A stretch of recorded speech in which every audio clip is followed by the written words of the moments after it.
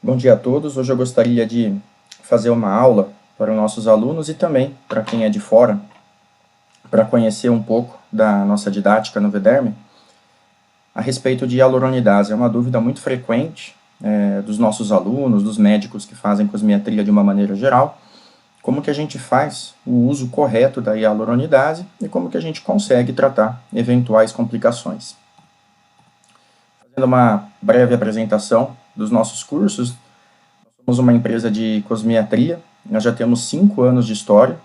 Os cursos, eles são voltados exclusivamente para médico.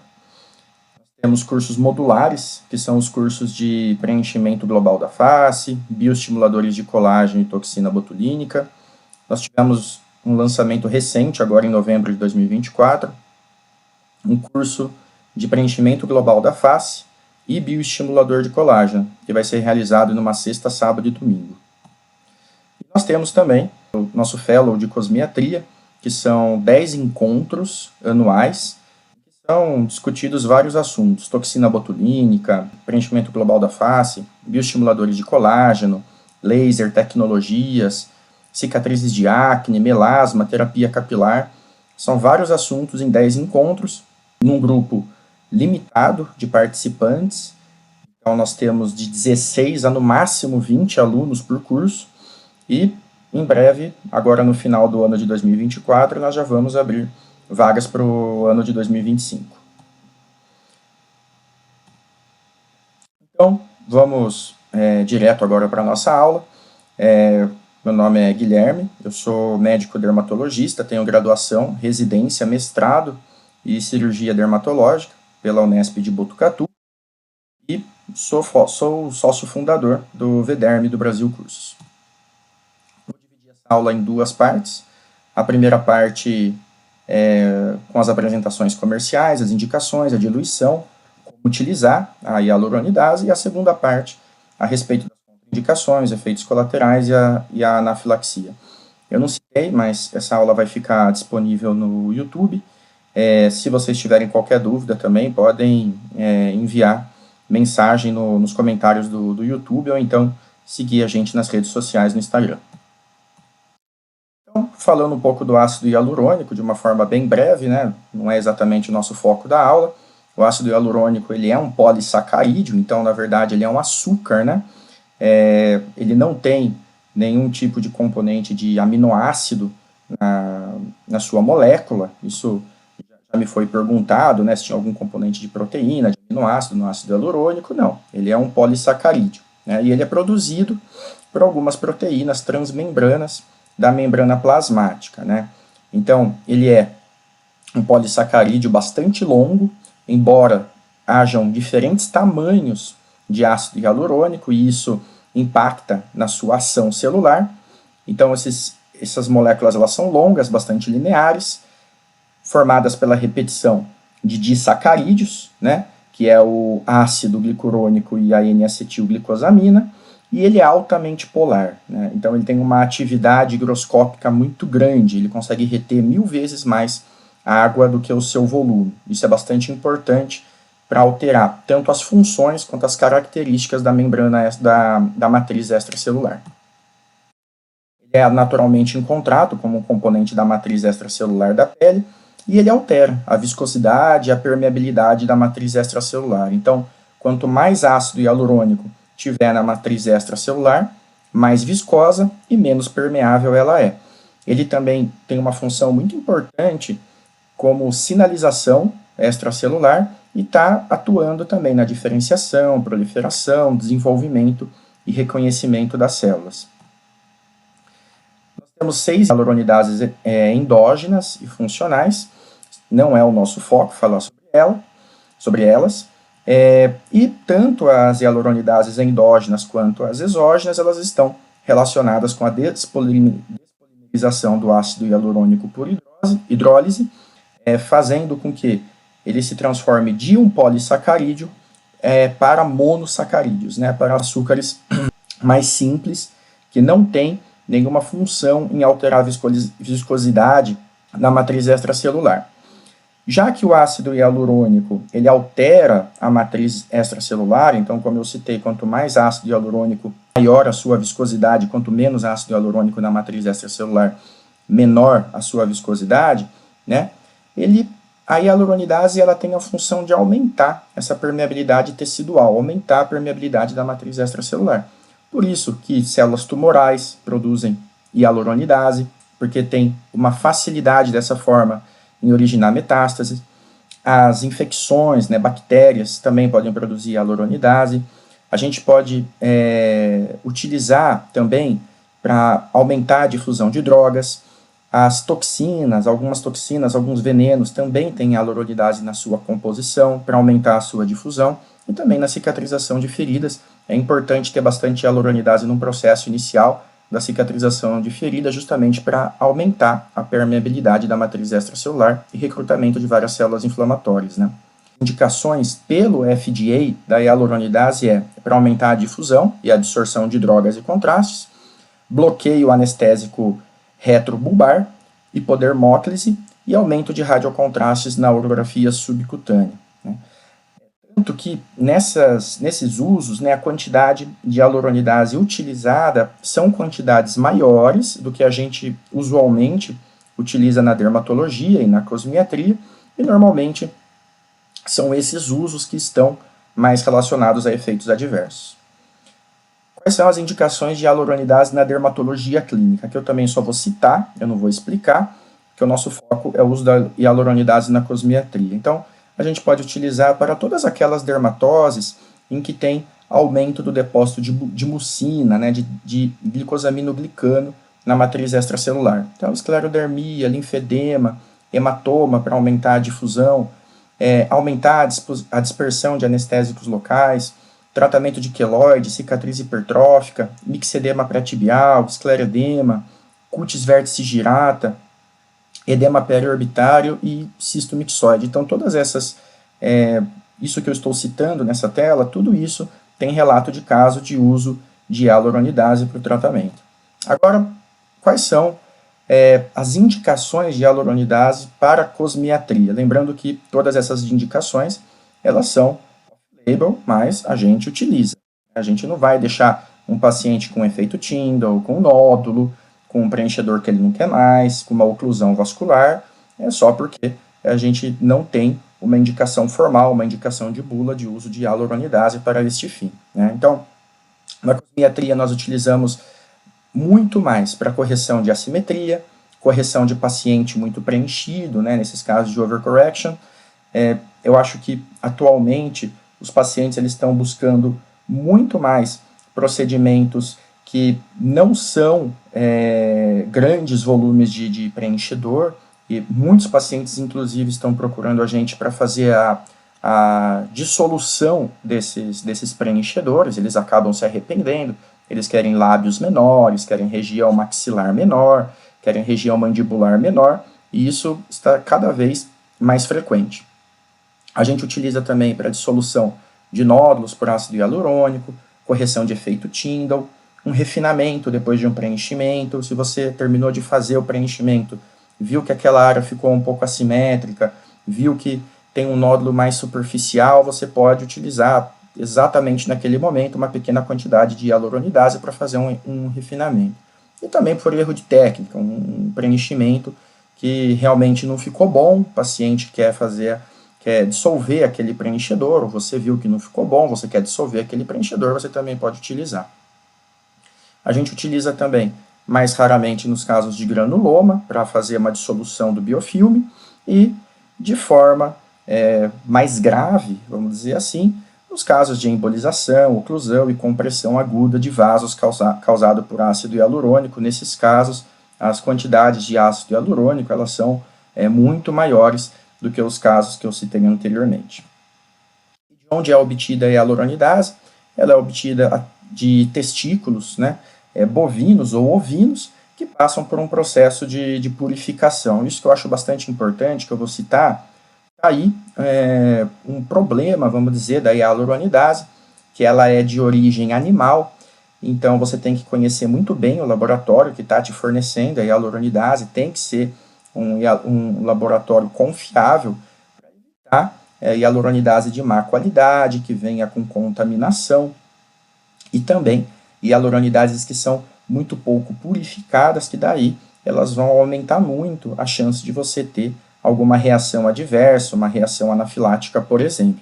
Existe uma hialuronidase nos Estados Unidos, que é a Hylenex. Ela tem uma pureza 100 vezes maior do que a hialuronidase bovina ou ovina, e porque ela é uma hialuronidase recombinante humana. Então, você teria uma menor taxa de reação alérgica e efeitos colaterais com essa hialuronidase, só que ela é muito, muito cara, tá? Então, aqui a gente tem alguns exemplos de hialuronidase de uso comercial. Nenhuma delas está disponível aqui no Brasil, só que a maioria, vocês podem ver que elas são ou de origem testicular bovina ou origem testicular ovina, e tem a Hylenex, que é a recombinante humana. Aqui o preço, só para vocês terem uma ideia, é um preço bastante alto, $328, uma caixa com 4 unidades de Hylenex, e cada unidade ela tem só 150, cada frasco, né, tem só 150 unidades de hialuronidase. Então, você converte para o real, né, o real é quase R$6 atualmente o dólar, né, vai dar quase R$2.000, 4 frascos, vai dar 600 unidades de hialuronidase só por quase R$2.000, né, muito caro, acho que não vale a pena. E no Brasil, a Hylenex ela esteve disponível até 2013 e atualmente não é disponível. Falando agora de reconstituição, que é uma das principais dúvidas dos dermatologistas, dos médicos que trabalham com cosmiatria, dos nossos alunos de uma forma geral, a hialuronidase que a gente compra, ela é disponibilizada na forma de um pó liofilizado e com o diluente. Normalmente, quando a gente compra, já vem os dois, já vem o pó e já vem o diluente. Usualmente vem 5 ml de diluente, e esse diluente ele é o soro fisiológico. Então, como que a gente faz? Você tem o frasco com o pó liofilizado, o outro frasco com o diluente. A gente adiciona de uma forma bem lenta o diluente, o soro fisiológico dentro do frasco, de forma a não formar espuma, tá bom? A gente vai adicionando e agitando levemente, tá bom? Porque depois a espuma, quando ela é formada, ela é difícil na hora de se resolver e depois atrapalha também na hora de você puxar as unidades na seringa, porque daí ela vem com espuma dentro também, tá bom? Importante também, não diluir a hialuronidase em água destilada, tem que ser em soro fisiológico, porque a água destilada ela dói na hora que você injeta na pele, tá certo? E não diluir também em lidocaína, tudo bem? Eu vejo que às vezes tem gente que tem dúvida, eu posso diluir um pouco em lidocaína, porque daí tem um efeito anestésico local. Não vale a pena por vários motivos. A lidocaína, principalmente se você adiciona com lidocaína com vasoconstritor, o pH ele é baixo, né, dessa solução de lidocaína. Então, você altera a função da sua enzima, você altera a função da sua hialuronidase. Ademais, lembra que a hialuronidase, ela aumenta a permeabilidade da matriz extracelular, aumenta a permeabilidade da pele. Então, você tem maior chance de você fazer uma dispersão dessa lidocaína, uma dispersão não controlada, essa lidocaína ser absorvida no corpo de forma errática, e você ter algum efeito colateral indesejado pela lidocaína, tudo bem? Outra coisa, a lidocaína, quem já recebeu anestesia, sabe que por conta do pH dela ser um pH ácido, né, ser um pH baixo, ela dói. Então, você vai ter o efeito anestésico depois que você injetou a hialuronidase. Então, não faz sentido você injetar a hialuronidase diluída com lidocaína, tudo bem? E bastante importante, antes de fazer a dissolução do pó liofilizado com o diluente, você limpar a tampinha de borracha com álcool 70. Principalmente se você estiver pensando em armazenar essa hialuronidase a posteriori.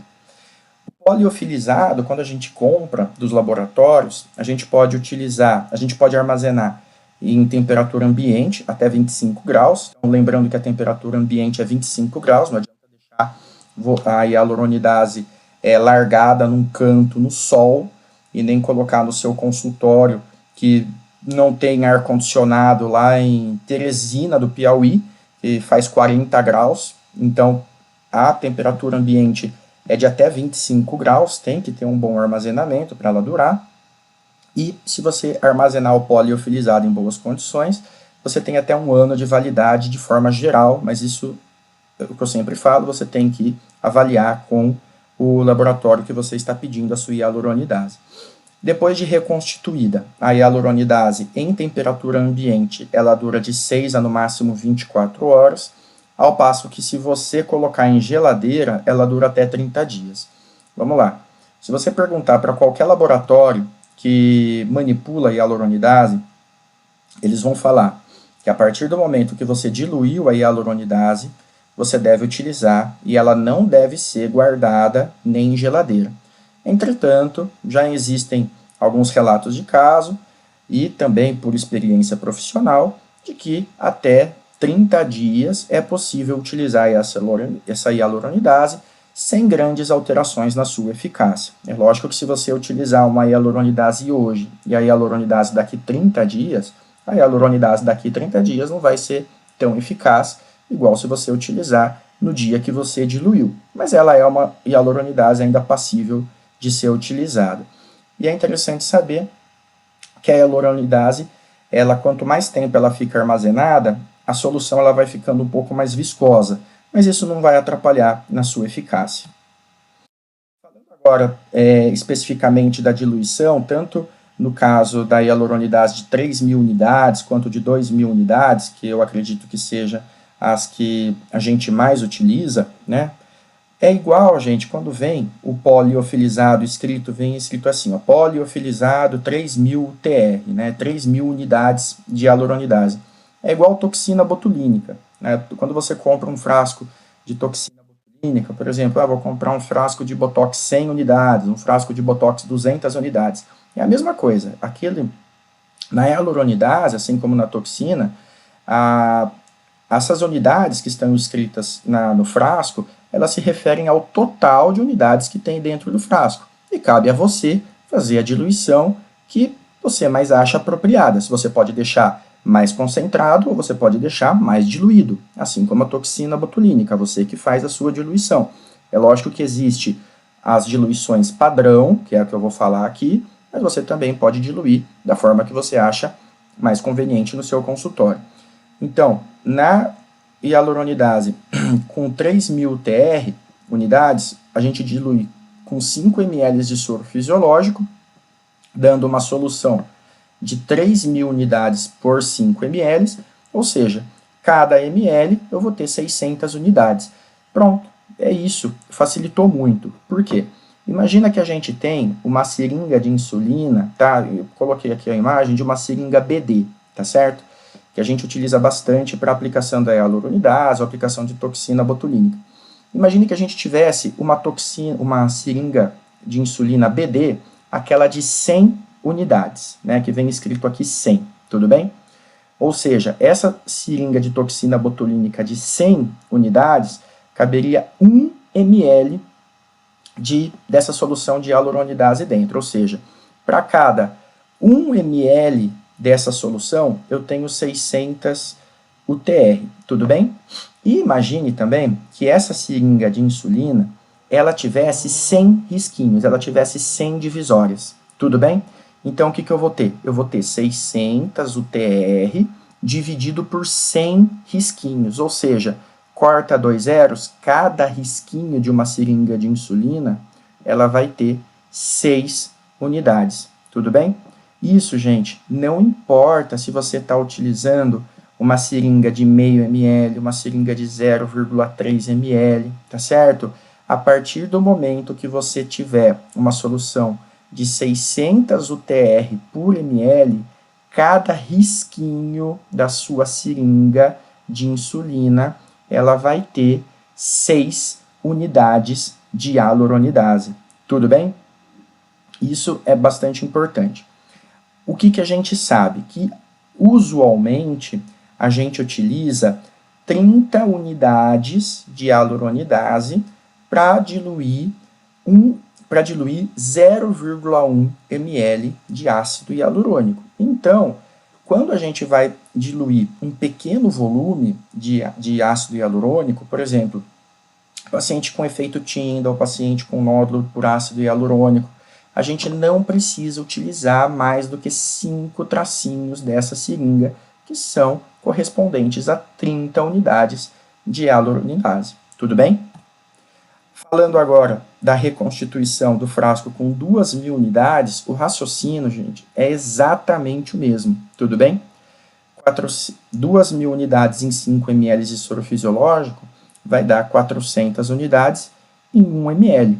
Se eu tiver uma seringa de insulina de 100 tracinhos, né, de 100 unidades, se eu cortar 2 zeros, eu vou ter 4 unidades de hialuronidase por tracinho de seringa. Então, se eu quiser o mesmo efeito de dissolução de 0,1 ml de ácido hialurônico num paciente com nódulo de preenchedor, por exemplo, eu não vou utilizar só 5 tracinhos, porque essa hialuronidase de 3.000 ela acaba ficando mais concentrada. Eu vou ter que utilizar aproximadamente 8 tracinhos, mas o raciocínio é exatamente o mesmo. Tudo bem? E qual é a quantidade que eu devo utilizar? Então, isso vai depender da literatura. A gente utiliza normalmente a regra de 30 unidades de hialuronidase, sendo necessárias para hidrolisar 0,1 ml de ácido hialurônico, quando este tem 20 mg por ml, tá bom? Entretanto, a gente precisa de mais unidades de hialuronidase para diluir o ácido hialurônico em algumas situações. Então, quadros mais graves de oclusão, isquemia, necrose, às vezes a gente precisa de 500 a 1.500 unidades por vez que a gente vai fazer a aplicação. Ácidos hialurônicos mais concentrados, com uma concentração maior do que 20 mg por ml, ácidos hialurônicos com muito crosslink, ou seja, com alto módulo elástico. O que isso significa? As moléculas de ácido hialurônico, elas estão muito... É um ácido hialurônico muito reticulado, é um ácido hialurônico cujas moléculas estão muito próximas umas das outras, então isso dificulta muito a ação da enzima, da hialuronidase. Então, esses ácidos hialurônicos com alto G', eles costumam ter uma dissolução mais difícil do que quando a gente pega um ácido hialurônico com baixo G'. Ácidos hialurônicos muito coesos, também pelo mesmo princípio. Ácidos hialurônicos antigos, né? O que significa? O paciente que fez um preenchimento há 1 ano, por exemplo, e ele quer fazer a dissolução desse preenchimento. É possível, só que como o corpo ele já incorporou uma parte desse ácido hialurônico, você vai ter uma maior dificuldade de dissolução. Grandes volumes de ácido hialurônico também, isso é bastante óbvio, né? Vai precisar de mais unidades de hialuronidase. Ácidos hialurônicos com moléculas ou partículas muito grandes e ácidos hialurônicos monofásicos. Por quê? Porque os bifásicos eles têm, junto com as moléculas maiores, eles têm algumas moléculas menores de ácido hialurônico, que elas são degradadas com mais facilidade. Ao passo que os ácidos hialurônicos monofásicos, em geral, as suas moléculas elas já têm uma cadeia maior, já têm mais crosslinking, então a dissolução pela hialuronidase, a ação da hialuronidase, ela é mais dificultada. Como que a gente utiliza para pequenas correções? Então, geralmente a gente aplica a hialuronidase. Então, chegou, por exemplo, um paciente no seu consultório com efeito Tyndall, bem na região da goteira lacrimal. Isso é relativamente frequente. Como que você faz? Aplica uma pequena quantidade, 10, 15 unidades, bem em cima daquele nódulo, daquele acúmulo de preenchedor que você quer dissolver. Aplica o preenchedor, reavalia. Ainda tem ácido hialurônico lá? Aplica novamente, avalia novamente. Aplica, avalia. Sempre vai fazendo em pequenas alíquotas. Não tenha a mão pesada com hialuronidase quando a gente vai fazer essas correções eletivas. É muito mais interessante fazer pequenas alíquotas, porque às vezes você não sabe qual que é o preenchedor que foi utilizado para fazer aquele procedimento, se for um paciente de fora, então é muito mais interessante você fazer pequenas alíquotas. E depois que você terminou de fazer a aplicação, você reavalia esse paciente dentro de 3 dias.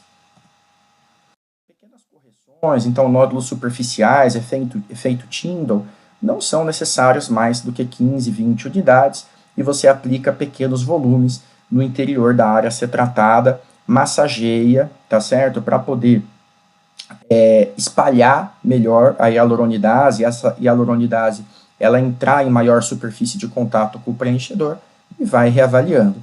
Nódulos no subcutâneo, mesma coisa, você faz o preenchimento dentro do nódulo. Evite grandes volumes para você não degradar todo o preenchedor. Às vezes você quer corrigir apenas uma assimetria, você não quer degradar todo o preenchedor. Isso pode ser visto, por exemplo, em preenchimento de sulco. Às vezes, na região do sulco, o preenchedor ele fica mais superficializado e você não quer diluir todo o preenchimento da fossa canina, o preenchimento do sulco, você quer só diluir aquele preenchimento que ficou superficial. Então, pequenas quantidades dentro do nódulo e massageia. Diluição de um rosto todo. Isso está sendo cada vez mais comum, ou diluição aí de grandes áreas. Você pode utilizar de 20 a 30 unidades por centímetro quadrado, do jeito que eu havia citado antes, e você vai aplicando e reavaliando, né? E maiores quantidades serão necessárias nessas regiões mais antigas e com alto G'. Nesses casos de diluição de um rosto todo ou diluição de grandes áreas, o ideal é que você mantenha o paciente em seu consultório por cerca de 60 minutos depois da aplicação, porque a quantidade de hialuronidase ela é maior nesses pacientes, então dessa forma a chance de você ter uma reação ela é maior. Aqui um exemplo, um paciente com um preenchedor bem superficializado aqui na goteira lacrimal, foi aplicado apenas 12 unidades de hialuronidase, massageado, ficou apenas um eritema no local, isso é bastante comum depois que a gente aplica a hialuronidase, mas o preenchedor praticamente foi diluído com uma quantidade muito pequena, bem precisa dentro do nódulo que a gente quis, do acúmulo de ácido hialurônico que a gente quis diluir. Em casos de acidentes vasculares, né, essa não é uma aula de acidentes vasculares, nós temos dentro do nosso curso de preenchimento global da face uma aula bem completa de como fazer o manejo e o tratamento das complicações vasculares envolvendo preenchimento com ácido hialurônico, mas de uma forma geral, nós utilizamos de 500 a 1.000 unidades na região a ser tratada. Podemos fazer essa aplicação com cânula ou agulha, embora a cânula seja a nossa preferência. A gente massageia vigorosamente o local e faz reavaliações a cada 30 a 60 minutos até obter um tempo de enchimento capilar de 4 segundos. Podem ser utilizadas até de 4 a 6 aplicações dessa dosagem bem alta aqui de hialuronidase. Se você não estiver conseguindo alcançar a região da oclusão com uma cânula, você pode utilizar a agulha, mas evita ficar utilizando muita agulha para não causar muito trauma vascular, mais trauma vascular, aí você vai causar mais hematoma, vai causar mais compressão no lugar, por isso que a gente orienta sempre a utilização preferencial de cânula nesses casos de acidente vascular. É óbvio que a gente não vai conseguir sempre injetar hialuronidase no interior do vaso ocluído. Então, se você tiver disponibilidade de um ultrassom guiado no local, isso é muito melhor do que se você fazer uma aplicação às cegas. Mas a gente sabe que a hialuronidase ela tem a capacidade de atravessar a parede vascular intacta e você pode aplicar então no interior do vaso que foi ocluído. Lembrando sempre que o ideal é fazer o tratamento nos casos de oclusão vascular em até 24 horas da oclusão, ao passo que acima de 24 horas da oclusão, os benefícios eles já são bem menores. Aqui um estudo muito interessante, já antigo, de 2014, desse autor aqui, ele é canadense, em que ele pegou ele obteve fragmentos de artérias faciais frescas, né, de cadáveres frescos, e ele colocou dentro desses fragmentos de artéria facial ácido hialurônico. E o que ele fez? Ele mergulhou esses fragmentos com ácido hialurônico dentro de soluções salina e dentro de hialuronidase. O que ele viu? Depois de 4 e 24 horas, as artérias que estavam com hialuronidase, na solução de hialuronidase, houve uma dissolução do ácido hialurônico do seu interior, mesmo esse ácido hialurônico ele não estando em contato direto com a hialuronidase. Ao passo que, depois de 4 e 24 horas dessas artérias faciais em solução salina, o ácido hialurônico, aqui o gel de ácido hialurônico, ele está intacto. Então, você pode muito bem fazer a aplicação de hialuronidase, não necessariamente no interior do vaso ocluído, mas você pode fazer no entorno do vaso.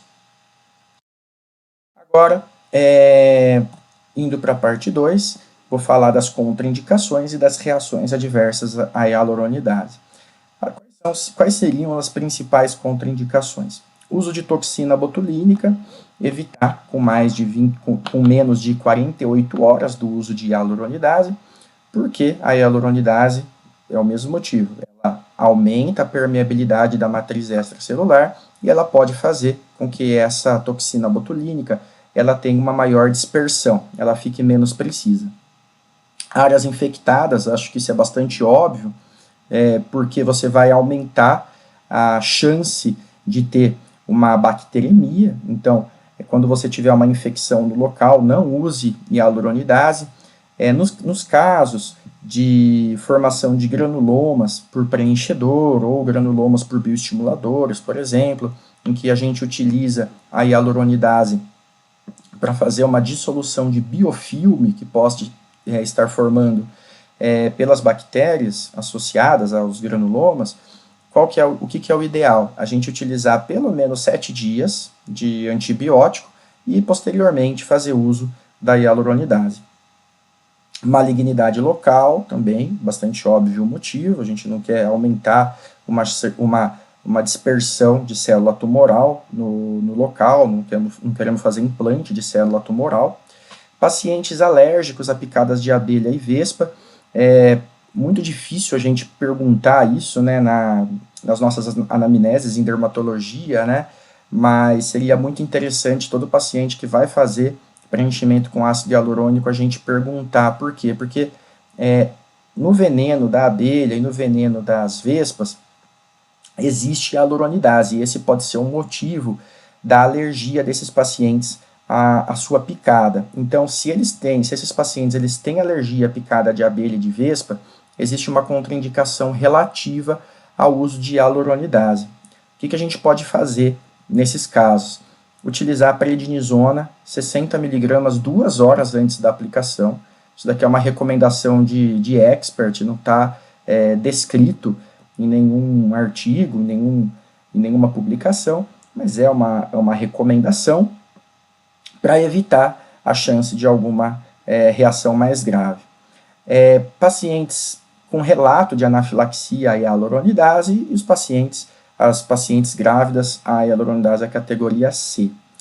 Quais são os principais efeitos adversos, né, da hialuronidase? A gente vê que um pouco mais da metade dos pacientes, eles não têm nenhuma reação, ao passo que os principais sintomas, eles são edema, eritema, prurido, ardência, então eles são efeitos colaterais muito leves, né? Nessa publicação, ele colocou os principais efeitos colaterais no uso no consultório de dermatologista, né? Ele não pegou outros usos de hialuronidase, como por exemplo, na oftalmologia, né? E dos efeitos adversos, os mais graves, o que pode ser, né? Angioedema e urticária são responsáveis pelos efeitos colaterais em menos de 0,1% dos casos, só que eles são muito raros, especialmente na nossa área, por conta que nós utilizamos doses muito mais baixas.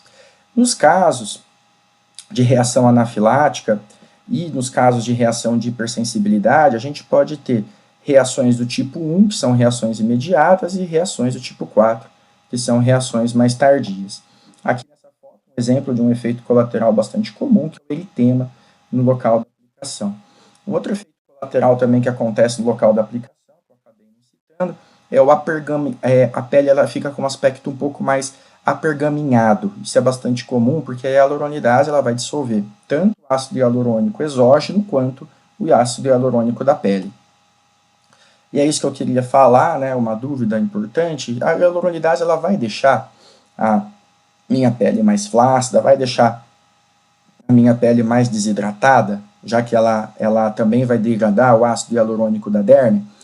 Não, isso não vai acontecer. Esse efeito de apergaminhamento da pele, ele é bastante fugaz. O ácido hialurônico ele vai se refazer em cerca de 24 horas e ele não deixa a pele enrugada e desidratada no longo prazo, porque dentro de 24 horas o próprio ácido hialurônico endógeno da derme ele já se refaz e a pele não vai mais ter esse aspecto apergaminhado. O efeito colateral, então, o efeito adverso mais grave são as reações de hipersensibilidade e anafilaxia, principalmente nos pacientes que já fizeram uso da hialuronidase. Então, sempre que você estiver aplicando hialuronidase, pergunte se o paciente ele já fez uso. Isso é bastante importante, embora a gente saiba que não são todos os profissionais que, às vezes, o profissional vai lá, faz um retoque de hialuronidase no paciente, e o paciente nem sabe que foi feito, o profissional não avisa, mas você deve perguntar para o seu paciente.